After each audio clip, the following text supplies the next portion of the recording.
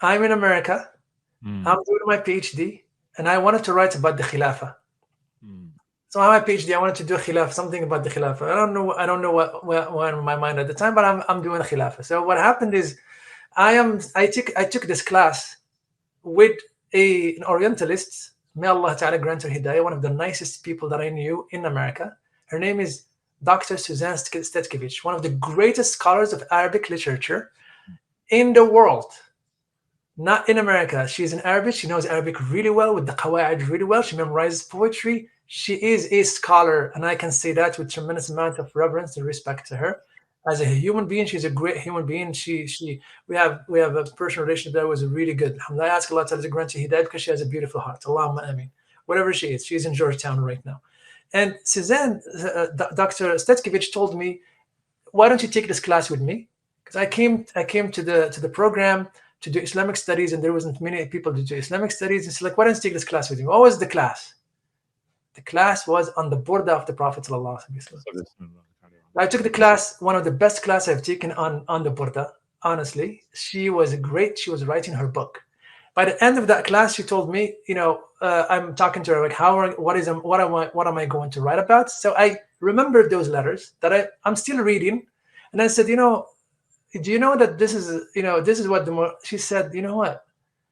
All right, write your paper. So I wrote my paper on it, 45 pages or something like that. And she looked at me. She wrote in her notes, "This should be your PhD. Mm. That's how this should be your PhD. Forget about that. This is more important than anything else." And I said, "Subhanallah, look at this. Look at my ghafla. Look at my ghafla. Look at my forgetfulness. Look at this." And I said, indeed. So I worked on those. And so Imam Maqari, rahmatullahi ta'ala, Maqari, his name, collected 7 letters.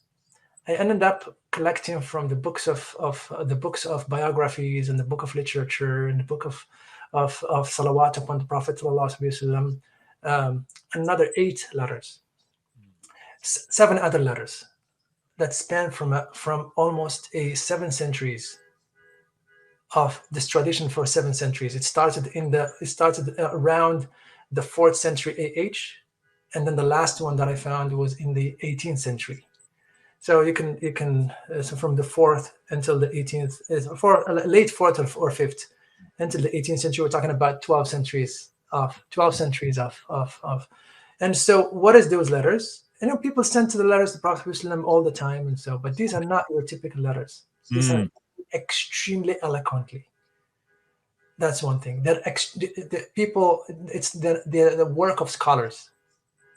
People who could not send letters to the Prophet ﷺ, they would hire people who have the linguistic sagacity. They have closeness to Allah. They have ability to write to the Prophet ﷺ. You have to qualify.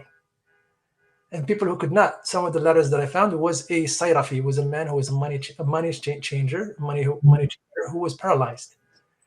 And he went to the scholar and he said, "Can you write me a letter entreating the Prophet ﷺ to intercede for me so I can be cured?" Wow.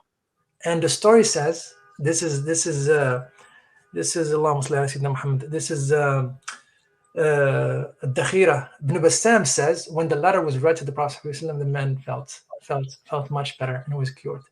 Now, again, I believe in those. There is no reason for us to not believe stories like this.